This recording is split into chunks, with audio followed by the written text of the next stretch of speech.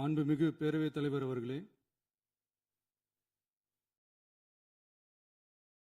மாபெரும் தலைவர்கள் வழிநடத்திய மாண்பும் மாபெரும் வரலாற்று சிறப்பு கொண்ட இந்த சட்டமன்ற பேரவையின் 17வது சட்டமன்ற பேரவைக்கு நம்மையும் நம்ம தமிழக வெற்றி கழகத்தை சார்ந்த சட்டமன்ற உறுப்பினர்களையும் தேர்ந்தெடுத்து அனுப்பின நிரந்தரமாக என் நெஞ்சில் குடியிருக்கும் தாயன்புமிக்க தமிழக மக்கள் அனைவருக்கும்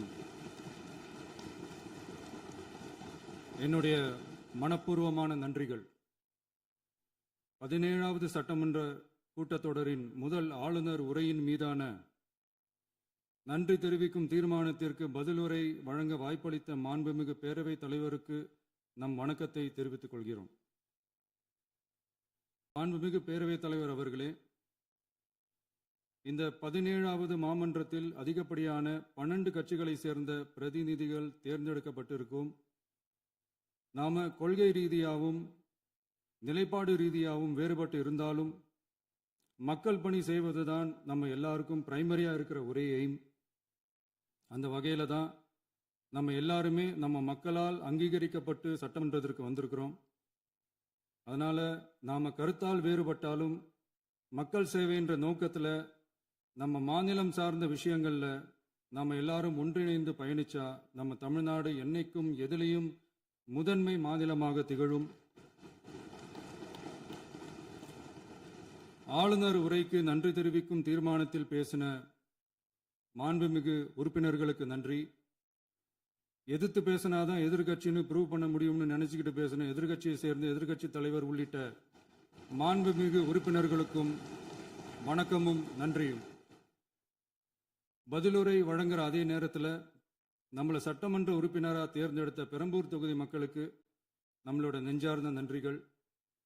அதே மாதிரி ராஜினாமா பண்ணிட்டாலும் நம்மளை தேர்ந்தெடுத்த திருச்சி கிழக்கு மக்களுக்கும் இந்த மன்றத்தில் நம்மளோட நன்றியை பதிவு செய்கிறோம். அப்புறம் நம்மளோட அரசியல் பயணத்தை பற்றியும் கொஞ்சம் பதிவு செய்ய விரும்புகிறோம். நாம் ஏதோ ஷூட்டிங்லேருந்து நேராக வந்து சிஎம் ஆன மாதிரியே சில பேர் ஒரு இமேஜ் கிரியேட் பண்ணுறாங்க. அவங்களுக்கு அவங்க ஆசைப்படுற லாங்குவேஜ்லேயே சொல்கிறோம், அது வெறும் ரீல் தான், ரியல் கிடையாது. ஒரு சாதாரண நடிகனாக நம்ம கெரியர் தொடங்குச்சு. அப்புறம் அப்படியே சின்சியராக உழைச்சி மேலே வந்தோம். நம்ம கெரியரில் நாம் மேலே வந்ததுக்கு இந்த விஜய் ஒருத்தன் மட்டுமே காரணம் இல்லை, அவனோட உழைப்பு மட்டுமே காரணம் இல்லை. இந்த விஜயோட உழைப்புக்கும் உயர்வுக்கும் பின்னாடி இருக்கிற ஒட்டுமொத்த தமிழ்நாட்டு மக்களோட அன்பும் அரவணைப்பும் தான் காரணம். ஒவ்வொரு வீட்டில் இருக்க ஒவ்வொருத்தரும் நம்மளை அவங்க வீட்டில் ஒருத்தனா ஏற்றுக்கிட்டது தான் நமக்கு கடவுளும் மக்களும் தந்த மிகப்பெரிய வரம். அதுக்காகவே கடவுளுக்கு சமமான நம்மளோட சொந்தங்களான தமிழக மக்கள் அனைவருக்கும் மீண்டும் மீண்டும் நன்றி. இப்படி நம்மளை தாயன்போடு அள்ளி அரவணைச்ச தமிழ்நாட்டு மக்களுக்கு நாம் எப்படியெல்லாம் துணையாக இருந்தோம், எப்படியெல்லாம் மக்களோட மக்களாக இருந்தோம்னு சொல்கிறேன். 1990ஸ்லேயே ரசிகர் மன்றமாக இருந்தப்பவே மக்களுக்கு துணையாக நிற்க ஆரம்பித்தோம். அதுக்கப்புறம் நற்படி மன்றமாகவும் அதுக்கப்புறம் விஜய் மக்கள் இயக்கமாகவும் மாறி மக்களோட மக்களாக நின்றுகிட்டு இருந்தோம். 2008 ஈழத் தமிழருக்கு ஆதரவாக உண்ணாவிரதம் போராட்டம் செஞ்சோம். போர் முடிவுக்கு வரணும், நம்ம தொப்புள் கொடிய உறவுகளான ஈழத் தமிழர்களுக்கு பாதுகாப்பான நிம்மதியான ஒரு வாழ்வு கிடைக்கணும்னு அன்னைக்கே கோரிக்கை வச்சோம். 2009 ஆரம்பிச்ச விஜய் மக்கள் இயக்கம் வழியா நம்மளோட மக்கள் நல பணிகளை எக்ஸ்டெண்ட் அண்ட் எக்ஸ்பேண்ட் பண்ணிக்கிட்டே வந்தோம். கல்விக்கு துணையா இருந்தோம், சோஷியல் சர்வீஸ் செஞ்சோம், வெள்ள நிவாரணத்தில் துணையா இருந்தோம், கொரோனா காலத்தில் மக்களுக்கு தோள் கொடுத்தோம். விலையில்லா விருந்தகம், குருதியகம், முட்டைப்பால் ரொட்டி திட்டம், விழியகம், பயிலகம், நூலகம், இப்படி பல வழியில மக்களுக்கு துணையா இருந்தோம். அப்புறம் நம்மளோட திரைப்படங்கள்ல நம்மளால முடிஞ்ச வரைக்கும் ஊழல் எதிர்ப்பை சொன்னோம், சமூக நீதியை சொன்னோம், கல்வியை பத்தி சொன்னோம், அரசியலை பத்தி சொன்னோம். அரசியலை பத்தி பேசுனதுனால நம்ம படங்கள் சந்திச்ச இதுவரைக்கும் சந்திக்கிற பிரச்சனையை பத்தி எல்லாருக்குமே தெரிஞ்சது தான். இது மட்டும் இல்லாம 2011 நாகப்பட்டினத்தில் மீனவர் பிரச்சனைகளுக்கு ஆதரவாக ஒரு பெரிய பொதுக்கூட்டம் நடத்தினோம். மீனவர்கள் மீதான தாக்குதலை கண்டிச்சு பேசி அதில் நம்மளோட எதிர்ப்பை பதிவு செஞ்சோம். 2017 ஜல்லிக்கட்டு போராட்டத்தில் தமிழர் பண்பாட்டு உரிமைக்கான நம்மளோட ஆதரவை தெரிவித்தோம். 2018 ஸ்டெர்லைட் போராட்டம் துப்பாக்கி சூட்ல பாதிக்கப்பட்ட நம்ம சொந்தங்களை நேர்ல சந்திச்சு ஆறுதல் சொன்னோம். 2021 உள்ளாட்சி தேர்தலில் விஜய் மக்கள் இயக்க வேட்பாளர்கள் போட்டியிட்டு ஜெயிச்சாங்க. கல்வி விருது விழா நடத்தி சிறந்த மதிப்பெண் பெற்ற மாணவ மாணவிகளுக்கு ஊக்கத்தொகையும் பரிசும் கொடுத்தோம். 2024 தமிழக வெற்றி கழகத்தை ஆரம்பிச்ச உடனேயே CAA-வை எதிர்த்து அறிக்கை விட்டோம். அரசியல் கட்சி ஆரம்பிச்சு விழுப்புரம் மாவட்டத்தில் விக்கிரவாண்டியில நம்மளோட முதல் மாநில மாநாட்டிய வெற்றி கொள்கை திருவிழாவை நடத்தினோம். தந்தை பெரியார், பெருந்தலைவர் காமராஜர், அண்ணல் அம்பேத்கர், வீரமங்கை வேலுநாச்சியார், மக்கள் சேவகர் அஞ்சலை அம்மாள்னு நம்மளோட 5 கொள்கை தலைவர்களை அறிவிச்சோம். இந்தியாவிலே 2 பெண் ஆளுமைகளை கொள்கை தலைவர்கள் அறிவிச்ச ஒரே கட்சி நம்ம டிவிக்கு மட்டும்தான் என்ற பெருமையோடு அறிவிச்சோம். பெரியார் சொன்ன மாதிரியே அவர் சொன்னதுல நமக்கு ஏற்புடையதை மட்டும் எடுத்துக்கிட்டோம். அவரோட கடவுள் மறுப்பு கொள்கையில நமக்கு உடன்பாடு இல்லைன்னு ஓப்பனா அறிவிச்சோம்.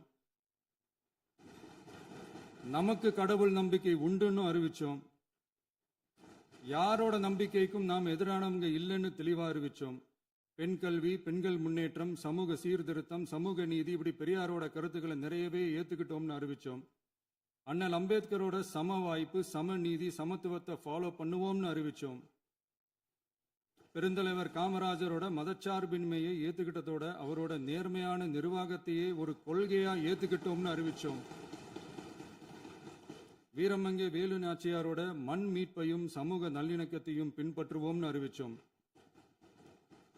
மக்கள் சேவகர் அஞ்சலை அம்மாளோட விடுதலை வேட்கையையும் மக்களோட வாழ்வாதாரத்துக்காக உறுதியாக நிற்கிறதையும் பின்பற்றுவோம்னு சொன்னோம்.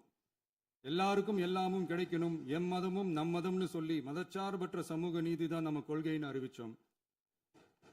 நம்ம கொள்கை எதிரி யாரு, அரசியல் எதிரி யாருன்னு ஓப்பனா அறிவிச்சோம். எல்லாத்துக்கும் மேல பிறப்புக்கும் எல்லா உயிருக்கும்ன்றத நம்மளோட அடிப்படை அரசியல் கோட்பாட்டா அறிவிச்சுட்டு தான் அரசியலுக்கே வந்தோம். நம்ம மதுரை மாநாட்டில் நம்மளோட தேர்தல் அரசியல் மற்றும் ஆட்சி அதிகார அரசியல் வழிகாட்டியா அறிஞர் அண்ணாவையும் புரட்சி தலைவர் எம்ஜிஆரையும் ஏத்துக்கிட்டதா அறிவிச்சோம். அப்புறம் இன்னனையும் நாம் இங்க பதிவு செஞ்சே ஆகணும். எல்லாரும் கட்சி ஆரம்பிச்சுட்டு தான் ஒவ்வொரு வீட்டுக்குள்ளேயும் போவாங்க.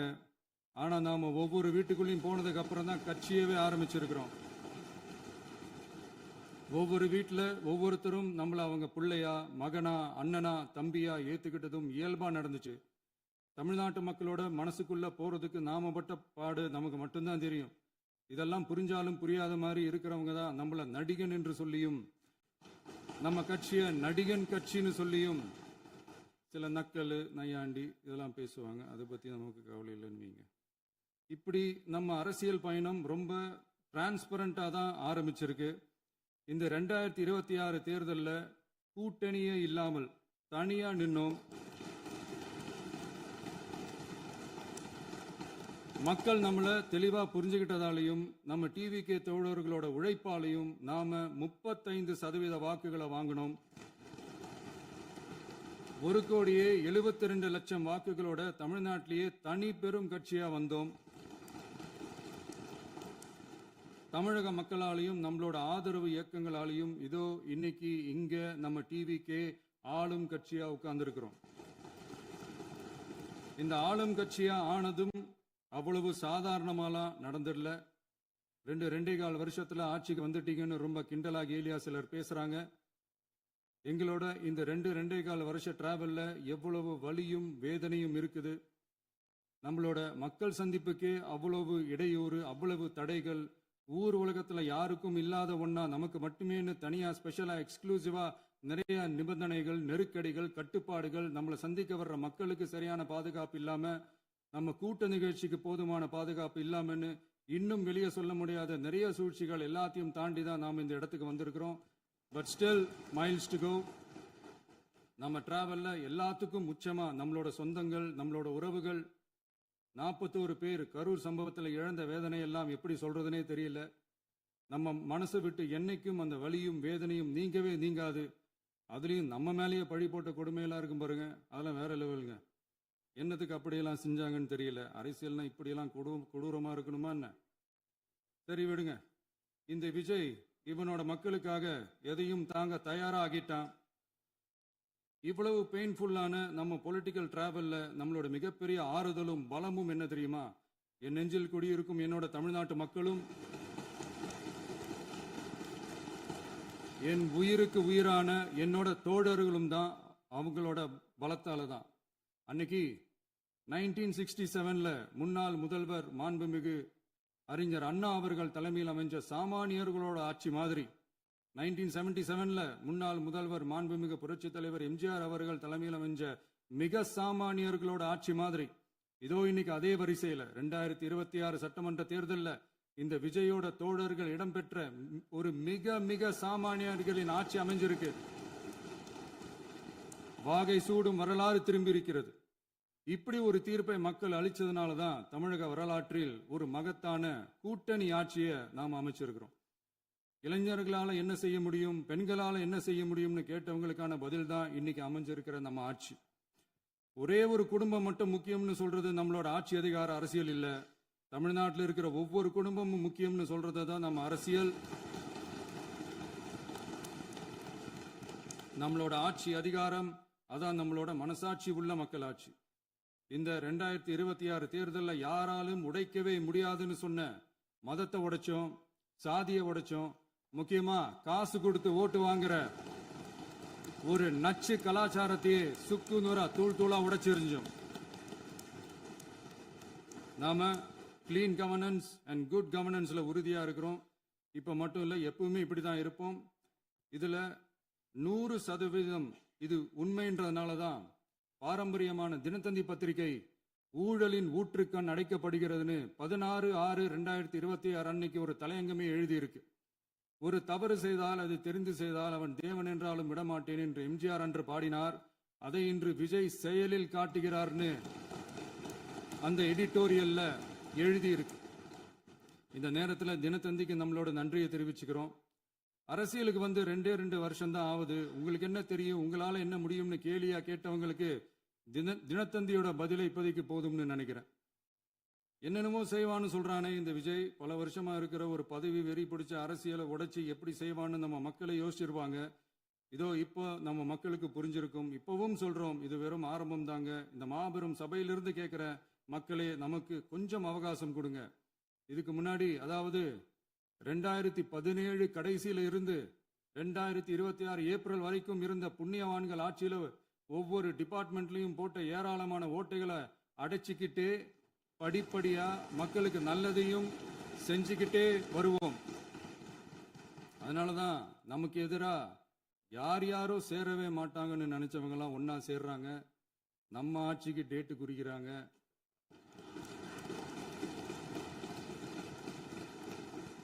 சரி, அவங்கள நம்ம மக்களே பார்த்துப்பாங்க, அது விடுங்க.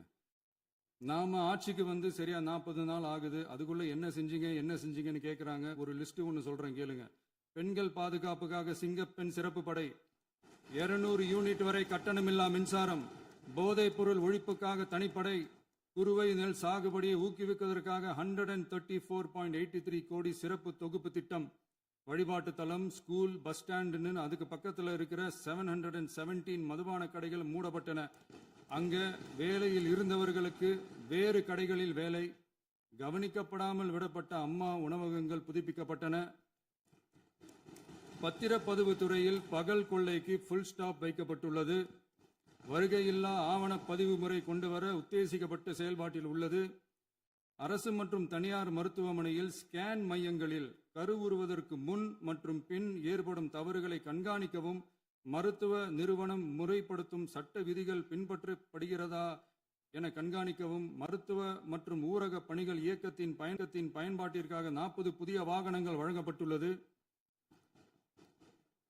கூட்டுறவு வங்கியின் ஏழை எளிய மக்கள் வாங்கிய கடனுக்கு முதல் முத்தாய்ப்பாக ரூபாய் 2045 கோடி தள்ளுபடி வழங்கி ஆணையிடப்பட்டுள்ளது. ஒன்றிய அரசிடம்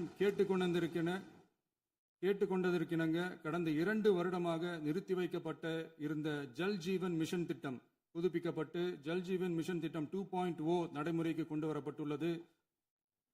18,500 கோடி அளவில் உறுதியளிக்கப்பட்ட காஞ்சிபுரம் மாவட்டத்தில் மைய விரிவாக்க திட்டம், கோயம்புத்தூரில் மின்னணு பொருட்கள் மற்றும் மின்னணு அமைப்புகள் உற்பத்தி திட்டம், மற்றும் திருவள்ளூர் மாவட்டத்தில் காட்டுப்பள்ளி LNT கப்பல் கட்டும் தளம் விரிவாக்க திட்டத்திற்கு ஒப்பந்தங்கள் போடப்பட்டுள்ளன. அனைத்து நிர்வாக நடவடிக்கைகளும் மின்னணு முறையில் மாற்றம் கொண்டு வர நடவடிக்கை எடுக்கப்பட்டு வருகிறது. சட்டவிரோத கல்குவாரி மற்றும் அனுமதியின்றி கனிமங்களை எடுத்துச் செல்வது தடுக்கப்பட்டுள்ளது. பல்வேறு குவாரிகள் சீல் வைக்கப்பட்டுள்ளன. கனிமங்களை கண்காணிப்பது, எல்லைகளை நிர்ணயிப்பது மற்றும் ஆளில்லா விமானம் மூலம் அளவீடு செய்வது போன்றவற்றை செயல்படுத்துவதற்கான பணிகள் மேற்கொள்ளப்பட்டு வருகின்றன. அனைத்து துறைகளிலும் அலுவலர் தலையீடு இல்லாமல் லஞ்ச லாவண்யமற்ற தமிழகத்தை உருவாக்க அனைத்து நடவடிக்கைகளும் முடுக்கிவிடப்பட்டுள்ளது. இதெல்லாம் சாம்பிள் தான், இன்னும் இருக்கு. இந்த வெறும் 40 நாளுக்குள்ளேயே இவ்வளவு செஞ்சிருக்கோம்னா இனி வர்ற நாட்கள்ல கொஞ்சம் கொஞ்சமா படிப்படியா ஸ்டெடியா உழைச்சி லஞ்ச லாவண்யம் இல்லாத, ஊழல் இல்லாத, பெண்களுக்கு பாதுகாப்பான, சுதந்திரமான, டிரான்ஸ்பரண்டான தமிழ்நாட்டை நம்ம சொந்தங்களான தமிழக மக்களுக்கு தர்றது தான் நம்மளோட ஒன் அண்ட் ஒன்லி டார்கெட். கண்டிப்பா அதை நிறைவேற்றியே காட்டுவோம். 8 கோடி மக்கள் நம்மளோட இருக்கிறப்போ ஏங்க இதை செய்ய முடியாது? மாண்புமிகு பேரவைத் தலைவர் அவர்களே, தமிழ்நாட்டின் கருவூலம் எப்படி திசை மாறி உருமாறி தேய்ந்து ஓய்ந்து கிடைக்கிறதுன்னு சொன்னாங்க. திசை மாறி உருமாறி தேய்ந்து ஓய்ந்துன்னு வசனம் மாதிரி ரைமிங்கா இல்லாம வளமான இலக்கியமா இதே சபையில பேசினவங்களோட திறமையான ஆட்சியில நடந்த நிதி மேலாண்மையை பத்தி வெள்ளை அறிக்கையா வெளியிட்டோம். வெள்ளை அறிக்கை வந்ததிலிருந்தே கண்ணை கட்டுதுங்க. அந்த காலத்துல தான் பிள்ளையோ பிள்ளை, தொல்லையோ தொல்லைன்னு சொன்னாங்க. அதே மாதிரி தாங்க அவங்க ஆட்சியாலையும் அவங்களாலையும் இன்னைக்கு தமிழ்நாட்டுக்கே தொல்லையோ தொல்லை. இப்படி ஒரு நிலைமையை உண்டாக்கி வச்சுட்டு இவங்க சொல்றாங்க நமக்கு ஆட்சி செய்ய தெரியாதுன்னு. நம்ம அமைச்சர்களுக்கும் நம்ம சட்டமன்ற உறுப்பினர்களுக்கும் ஒன்றும் தெரியாதுன்னு. ஆமாங்க, எங்களுக்கு தெரியாதுதான். எங்க சட்டமன்ற உறுப்பினர்களுக்கும் அமைச்சர்களுக்கும் மக்கள் பணி செய்ய தெரிஞ்ச அளவுக்கு மக்கள் பணத்தை சுருட்ட தெரியாதுதான்.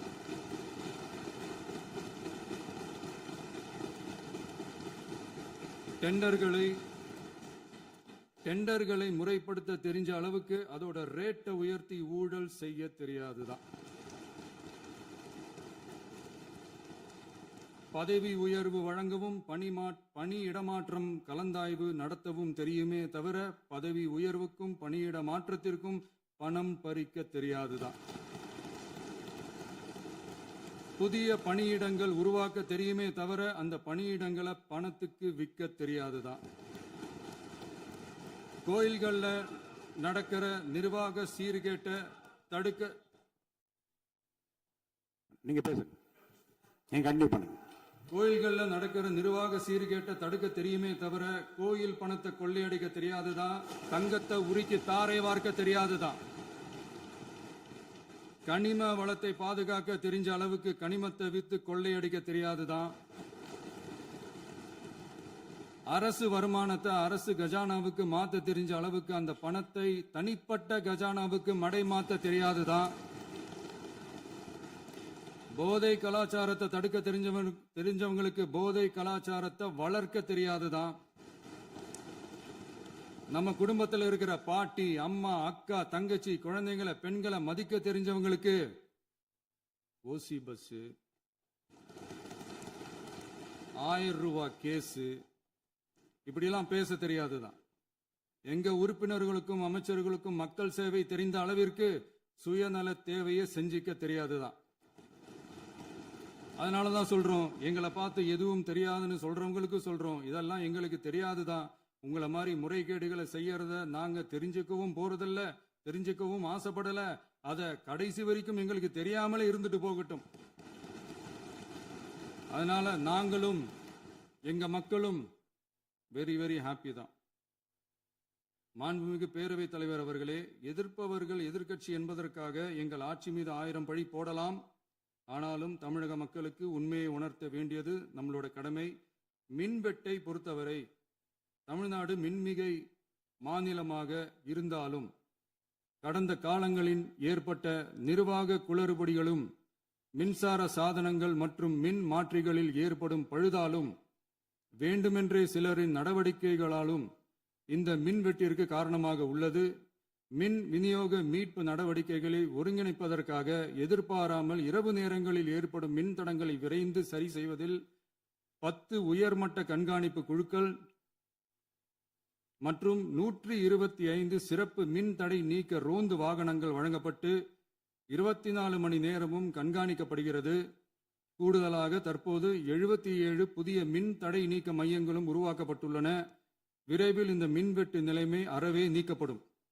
மாண்புமிகு பேரவைத் தலைவர் அவர்களே, நம்ம விவசாயிகள் எல்லாரும் நம்மளை நல்லா புரிஞ்சுக்கிட்டு தமிழக வெற்றி கழகத்தை ஏத்துக்கிட்டாலும் எதிர்க்கட்சிகளோட தூண்டுதலால சில இடங்கள்ல சில போராட்டங்கள் நடக்குது.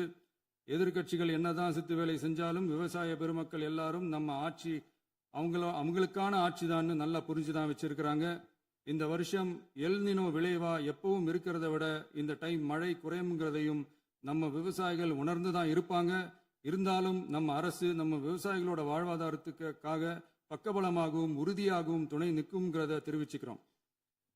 நம்ம தமிழகத்தில் ஏற்கனவே நடந்த அதி அற்புதமான சூப்பரான நிர்வாக திறன் கொண்ட 50 வருஷ அரசியல் அனுபவம் கொண்ட 2.0, 3.0, 4.0 பல 0.0 மாடல் ஆட்சி நடத்த கனவு கண்டவங்களோட அட்டகாசமான ஆட்சிக்காரங்க பல்வேறு விதமான நிதி நெருக்கடியை நம்ம மக்களுக்கும் நமக்கும் பரிசா கொடுத்துட்டு போய் இருந்தாலும் கூட்டுறவு வங்கிகளின் மூலம் 75,000 வரை பயிர்கடன் பெற்று குறு சிறு இதர பெரு விவசாயிகளுக்கு 100% முழுமையான பயிர்கடன் தள்ளுபடியும் 75,000க்கு மேல் கடன் பெற்றவர்களுக்கு குறைந்தபட்சமாக 35,000 பண பயன் கிடைக்கும் அளவிற்கு மொத்தம் 14,43,504 விவசாயிகளுக்கு ரூபாய் 5,932.23 கோடி பயிர்கடன் தள்ளுபடி வழங்கப்பட்டுள்ளது.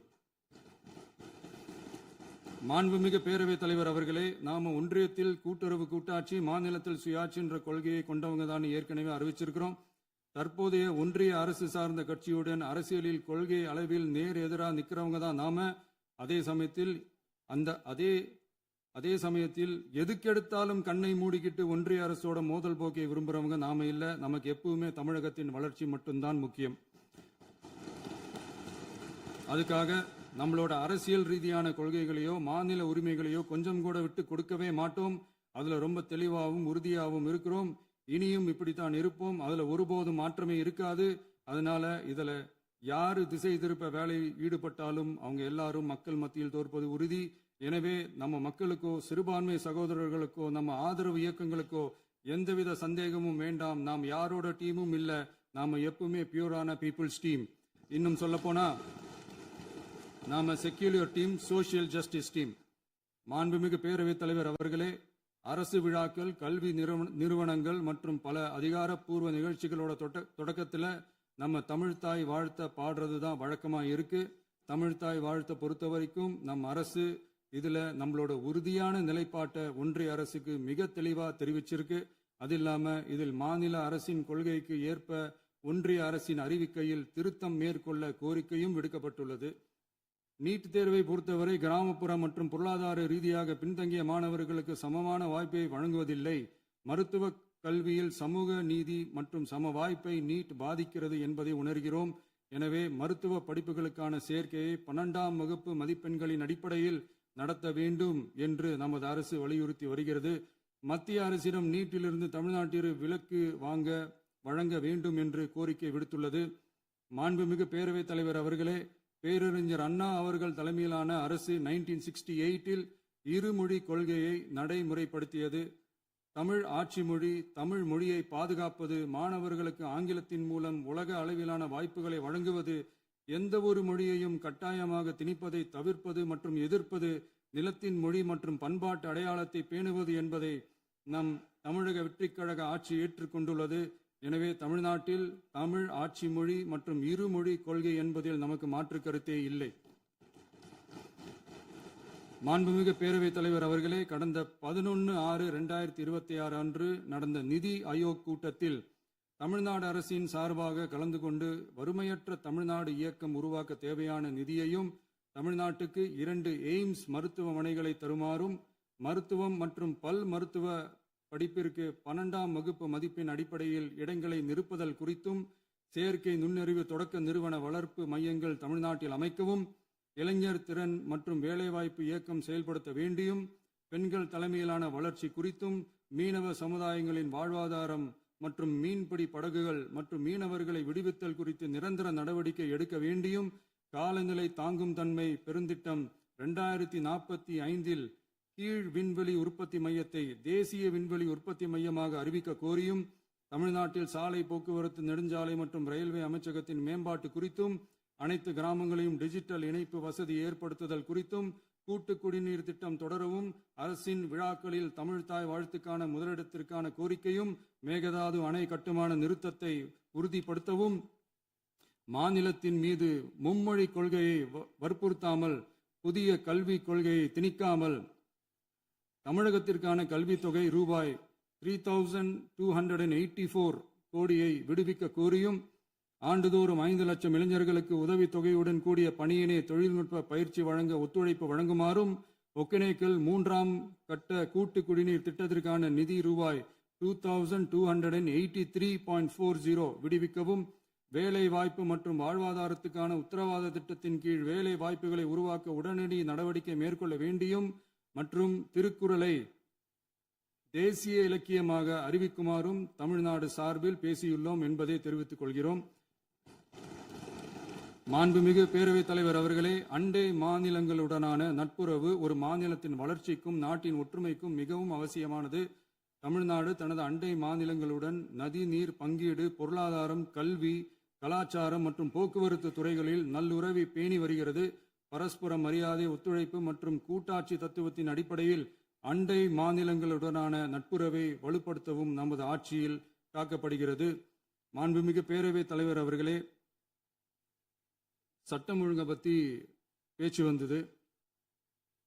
சட்டம் ஒழுங்கு சரியா இருக்கணும் அப்படின்றதுல எங்களுக்கு மாற்று கருத்தே கிடையாது. கண்டிப்பாக லா அண்ட் ஆர்டர் கரெக்டாக இருக்கணும், கரெக்டாக இருக்கும், இருக்க வைப்போம். அதே மாதிரி பெண்கள் பாதிக்கப்படுறதையும் இங்கே யாராலையும் சகிச்சிக்கவே முடியாது. அதுக்கான கடுமையான நடவடிக்கைகள் நம்ம அரசு எடுத்துக்கிட்டு இருக்கிறோம். இந்த சிங்கப்பெண் சிறப்பு அதிரடி படை கூட அதுக்கான ஒரு ஃபர்ஸ்ட் ஸ்டெப் தான். அதே மாதிரி இந்த போதைப் பொருள் நடமாட்டம், அதை கண்ட்ரோல் பண்ணுறதுக்கும் நம்ம அரசு கடுமையான நடவடிக்கைகள் எடுத்துக்கிட்டு இருக்கிறோம். அதையும் கண்டினியூ பண்ணி எடுப்போம். மாண்புமிகு பேரவைத் தலைவர் அவர்களே, இப்போ நான் சொன்ன இந்த பிரச்சனைகள்லாம் 2026 போன மாதம் மே மாதம் 10ஆம் தேதி புதுசாக வந்துடல. இதெல்லாம் பல வருஷமாக இருக்கிற பிரச்சனைகள் தான், பல வருஷமாக கண்டுக்காம விட்ட பிரச்சனைகள் தான். இன்னைக்கு எதிர்கட்சிக்காரங்க அதை பற்றி கேட்கும் போது எனக்கு அது அக்கறையாக தெரியல, அவதூறு அரசியலாக தான் தெரியுது, பழி போடுற அரசியலாக தான் தெரியுது. இப்படி அவதூறு பழி போடுறவங்கள பார்த்து ஒன்று தான் கேட்கணும்னு தோணுது. கடந்த 9-10 மாசமா நம்ம ஸ்டேட்ல சட்டம் ஒழுங்கு டிஜிபியே இல்லை. சட்டம் ஒழுங்கு டிஜிபியை போடுங்கன்னு சொல்லி எல்லாம் ஓஞ்சி போயிட்டோம். போன ஆட்சியில் நடந்ததுக்கெல்லாம் இப்பதான் விடையே கண்டுபிடிக்கிறோம் நம்ம ஆட்சியில்.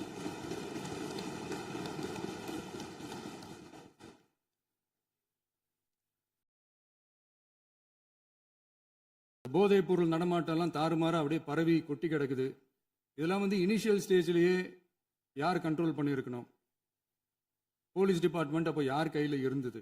இத்தனை கேள்வி நம்மளை பார்த்து கேட்குறாங்களே, ஒரே ஒரு கேள்வி தான் நான் கேட்கணும்னு தோணுது. போலீஸ் டிபார்ட்மெண்ட்டை கையில் வச்சுக்கிட்டே பிகினிங்லேயே இனிஷியல் ஸ்டேஜ்லேயே இந்த போதைப் பொருள் நடமாட்டத்தை ஏன் கண்ட்ரோல் பண்ணலை?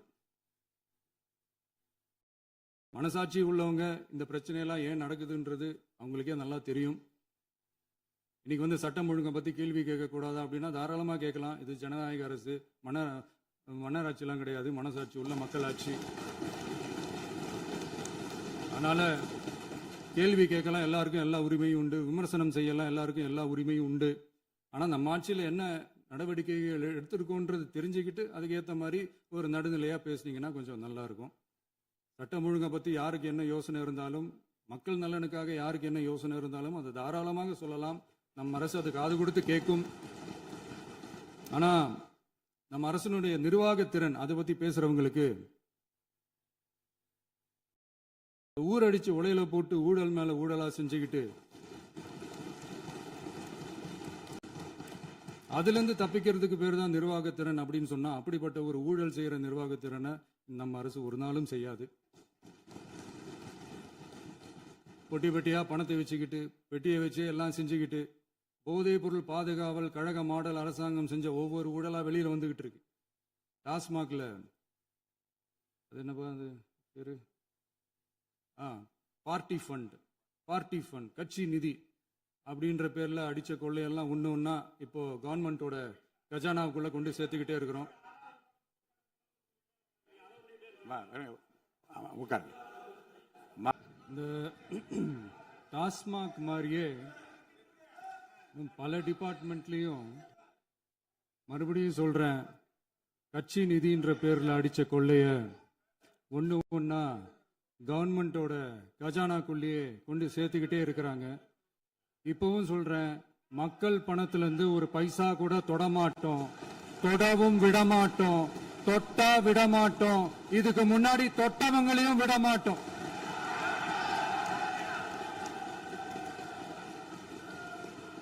ஒவ்வொரு ஊழலா வெளியில வரும் போலே, ஒவ்வொரு வேஷமா கலைஞ்சிரும் போலே, இங்க இருக்கிற நிறைய பேரு நடுங்கி போய் இதுல நம்ம மேல அவதூறு வேற. இப்ப புதுசா ஒரு வெப்பன் ஒண்ணு கொண்டு வந்திருக்காங்க. அது என்ன தெரியுமா? அவங்க தயவால தான் நம்ம ஆட்சி நடக்குதாம். மக்கள் தயவால இந்த ஆட்சி நடந்துகிட்டு இருக்கு. மனசாட்சி உள்ள சக்திகளோட ஆதரவால இந்த ஆட்சி நடந்துகிட்டு இருக்கு. நாங்க தான் அனுப்பி வச்சோம், நாங்க தான் அனுப்பி வச்சோம் அப்படின்றாங்களே. அனுப்பி வச்சவங்களுக்கு மினிஸ்ட்ரியில இடம் கொடுத்தா ஏன் கதறீங்க? ஏன் இவ்வளவு கோபம்? ஏன் இவ்வளவு கதறல்ஸ்? இதுல இன்னொரு முக்கியமான விஷயம், மார்க்சிஸ்ட் கம்யூனிஸ்ட் கட்சி நமக்கு ஆதரவு கொடுத்தது சுயேட்சையா எடுத்த முடிவுன்னு சொல்றாங்க. அதே மாதிரி இந்திய கம்யூனிஸ்ட் கட்சி நமக்கு ஆதரவு கொடுத்தது சுயேட்சையா எடுத்த முடிவுன்னு சொல்றாங்க. இதுல எங்க இருந்து நாங்க தான் அனுப்பி வச்சோம், நாங்க தான் அனுப்பி வச்சோம்னா புரியலையே. மக்களுக்கு நல்லா புரியும், எல்லாத்தையும் தெளிவா பார்த்துக்கிட்டு இருக்கிறாங்க.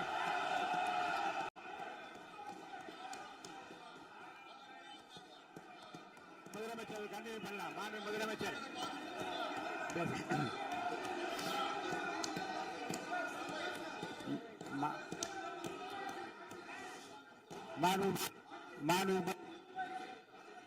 முதலமைச்சர் கண்டினியூ பண்ணலாம். நீ கண்டினியூ பண்ணலாம். நீங்க கண்டினியூ பண்ணலாம்.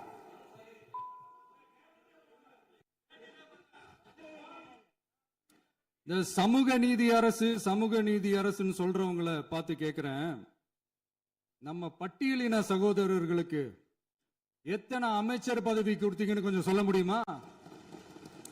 ஆனா நம்மளுடைய அரசுல 8 அமைச்சர் பதவிகள் யாருக்கு? நம்ம பட்டியலின சகோதரர்களுக்கு. எல்லாம் நம்ம அண்ணன், நம்ம தம்பி, நம்ம தங்கச்சிங்க. அண்ணல் அம்பேத்கர் அவர்களுடைய கிட்டத்தட்ட 100 ஆண்டு கால கனவு இப்ப நிறைவேறி இருக்கு. நான் ஏன் கொஞ்சம் சவுண்டா பேசுறேன் அப்படின்னா அவங்களுக்கு கேட்கணுன்றதுக்காக, தப்பா எடுத்துக்காது.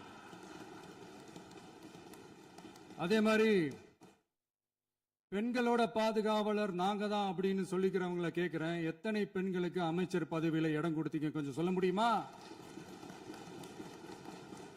எங்க அரசுல 4 சகோதரிகளுக்கு அமைச்சர் பதவி கொடுத்திருக்கிறோம்.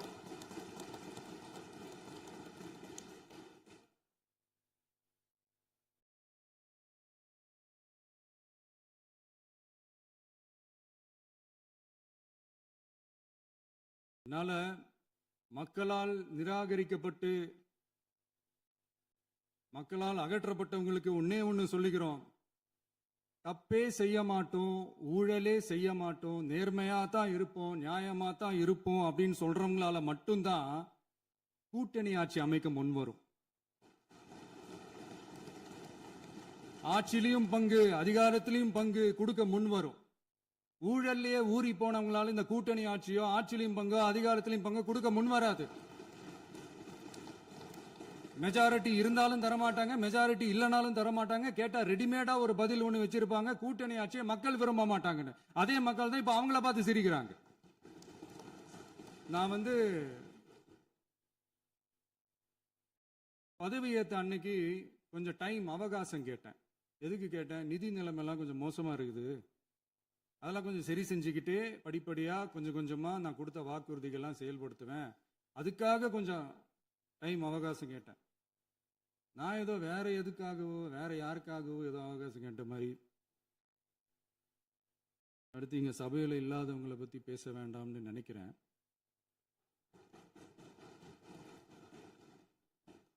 இங்க நம்மளை பத்தி அவதூறு பரப்புறதோட மட்டும் இல்லாம இப்ப நம்ம மக்கள் மேலேயும் அவதூறு பரப்ப ஆரம்பிச்சிட்டாங்க.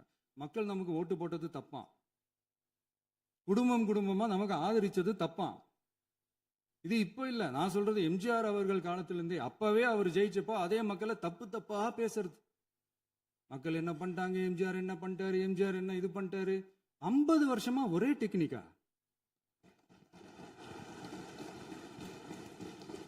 டெக்னாலஜி எல்லாம் மாறி வேற எங்கேயோ போயிட்டு இருக்கு பஸ்.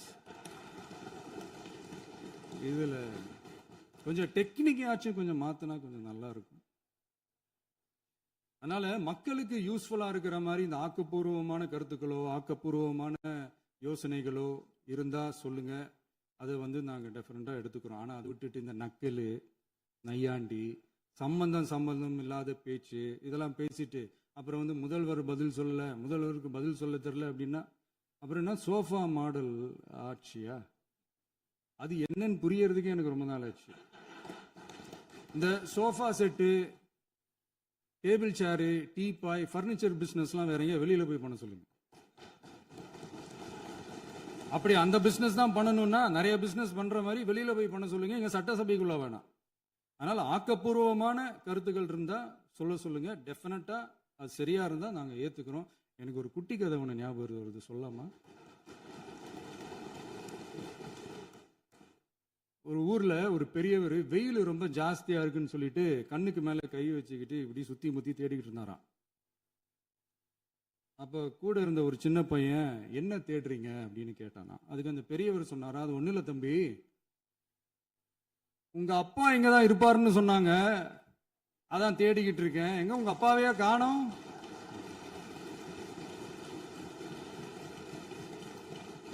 இல்ல அந்த எங்களுக்கும் நக்கலா நையாண்டியா சம்பந்தம் இல்லாத குட்டி கதை இதெல்லாம் எங்களுக்கும் பேச தெரியும். அந்த கதையில பெரியவர் அப்படி சொன்னாராம், தப்பா எடுத்துக்காதீங்க. அந்த கதையில பெரியவர் அப்படி கேட்டாராம். வேணாம். அதனால இன்னொரு இந்த என்னுடைய உரையை முடிக்கிறதுக்கு முன்னாடி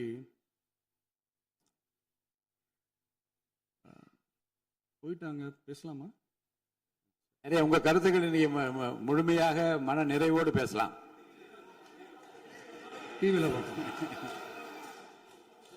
சரி, அதான் 5 நிமிஷம் பேசுனதுக்கே கொளத்தூரி இந்த ஆட்டம் ஆயிடுச்சு. பேசுனா அப்புறம் என்ன பண்றது? கடைசியா நான் இந்த உரையை முடிக்கிறதுக்கு முன்னாடி ஒரு முக்கியமான ஒரு விஷயம் பத்தி சொல்லணும். ஆளுநர் உரை அன்னைக்கு இந்த தமிழ் தாய் வாழ்த்துக்கு அப்புறம் தேசிய கீதம் பாடினது தப்பு, தேசிய கீதம் 2 முறை பாடினது தப்பு, அப்படி ஒரு நிகழ்வு இதுக்கு முன்னாடி இந்த சட்டசபையில நடந்ததே கிடையாது, அந்த மரபே மாத்திட்டீங்க, இப்படி ஒரு பெரிய ஒரு போர் மாதிரி எதிர்கட்சியை சார்ந்தவங்க எல்லாம் சொன்னாங்க இல்லையா? அந்த மாநில உரிமை போராளிகளை, அந்த மரபு காக்கிற உரிமை போராளிகளை ஒரே ஒரு கேள்விதான் கேட்கணும். 2021 ஆகஸ்ட் 2 ஞாபகம் இருக்கா? Centenary celebration of Tamil Nadu legislature. அந்த ஃபங்க்ஷன்ல நம்ம முன்னாள் முதலமைச்சர் கருணாநிதி அவர்களோட கலைஞர் அவர்களுடைய கலைஞர் அவர்களுடைய புகைப்படத்தை மாண்புமிகு குடியரசுத் தலைவர் திறந்து வைக்கிற ஒரு ஃபங்க்ஷன். அந்த ஃபங்க்ஷன்ல national anthem followed by Tamil Thai Vazhthu அப்படின்னு அறிவிச்சது ஞாபகம் இருக்கா? அதாவது தேசிய கீதத்துக்கு அப்புறமா 2வது முறையா, நோட் திஸ் பாயிண்ட் மாண்புமிகு பேரவைத் தலைவர் அவர்களே, பிளீஸ் நோட் திஸ் பாயிண்ட். தேசிய கீதத்துக்கு அப்புறம் 2வது முறையாக தமிழ் தாய் வாழ்த்து பாடப்படும் அப்படின்னு சொன்னது ஞாபகம் இருக்கா? அதுவும் முத்தமிழ் அறிஞர் அப்படின்னு சொல்ற நம்ம கலைஞர் அவர்களுடைய அந்த புகைப்படம் வெளியிட்டு விழாவில் அவர் இருந்த இதே சபையில தமிழ 2வது இடத்துக்கு தள்ளினது யாருன்னு ஞாபகம் இருக்கா? அது மட்டும் இல்ல, அந்த தேசிய கீதத்தை நாட்டுப்பண் நேஷனல் ஆந்தம்னு சொல்லி அதே ஃபங்க்ஷன்ல கடைசியா ஃபங்க்ஷன் முடியும் போது செகண்ட் டைம் தேசிய கீதம் பாடினதும் ஞாபகம் இருக்கா? இதே அவையில் தான் அது அவை குறிப்பிலும் இருக்கிறது. இதே அவையில் தான் நடைபெற்றது.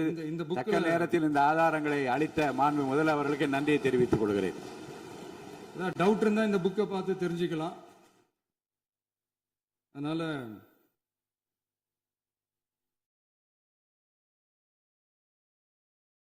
எல்லாம் கேட்டா என்ன சொல்லுவாங்கன்னா, அது ஜனாதிபதி கலந்துகிட்ட ஃபங்க்ஷன், அதெல்லாம் அப்படிதான், அதெல்லாம் கண்டுக்க கூடாது அப்படின்னு சொல்லுவாங்க. இதே மாதிரிதான் பேசுறது ஒண்ணு, செய்யறது ஒண்ணு, செய்யறது ஒண்ணு, பேசுறது ஒண்ணு. இதெல்லாம் மக்கள் பார்த்துக்கிட்டு இருக்காங்க. எலெக்ஷனுக்கு முன்னாடி தான் அப்படி செஞ்சுக்கிட்டு இருந்தாங்க. இப்போ எலெக்ஷனுக்கு அப்புறம் அதே தான் செய்கிறாங்க. இந்த விஜயையும் சாமானியர்களின் உண்மையான சமூக நீதி அரசையும் அவமானப்படுத்துறதுக்கு தான் அவங்களோட அந்த பொலிட்டிக்கல் சீனியாரிட்டி அது பயன்படுத்துது போல. சரி, செய்யட்டும் செய்யட்டும், நல்லா செய்யட்டும். இப்போ ஆனாலும் நம்மளுடைய மாநில உரிமை, மொழி உரிமை, உத்தமபுத்திரர் போல வேஷம் போடுற எதிர்கட்சிக்கு ஒன்றை மட்டும் ஆணித்தரமாக சொல்றோம். உங்களை மாதிரி தமிழ்னு சொல்லிக்கிட்டு, மொழி, பண்பாடு, கலாச்சாரம்னு சொல்லிக்கிட்டு ரெட்டை வேஷம் போடுறவங்க நாங்க கிடையாது. உலகெங்கும் வாழும் என் தமிழ் சொந்தங்களுக்கு நம்முடைய உத்தரவாதம் தமிழ் தான் எங்க உயிர் நாடி அப்படின்றத மறக்க மாட்டோம். இப்பவும் சொல்றோம், மாநில உரிமையில எப்பவும் உறுதியா இருப்போம். அதே சமயத்துல அரசியல் வேற, ஒன்றிய மாநில அரசுகளுக்கு இடையே இருக்கிற நிர்வாக அணுகுமுறை வேற. இதுல நாங்க ரொம்ப தெளிவா இருக்கிறோம். அதனால எங்களுக்கு பாடம் எடுக்கிறதா நினைச்சுக்கிட்டு உங்க வேஷத்தை நீங்களே கொஞ்சம் கொஞ்சமா கலைச்சிக்கிட்டே வர்றீங்க, மறந்துடாதீங்க. அப்புறம் நேத்து எதிர்கட்சி தலைவர், மாண்புமிகு எதிர்கட்சி தலைவர் பேசும்போது நிறைய பேசினாங்க. அதுல ஒண்ணு மட்டும் அரசு சொல்றதா நினைச்சுக்கிட்டு நம்மளை இன்டைரக்டா ஈவில் அப்படின்ற அந்த வார்த்தையை யூஸ் பண்ணாங்க. எனக்கு ஒண்ணு தான் சொல்லணும்னு தோணுது. ஈவில்ஸ்னு டெவில்ஸ் பேசக்கூடாது.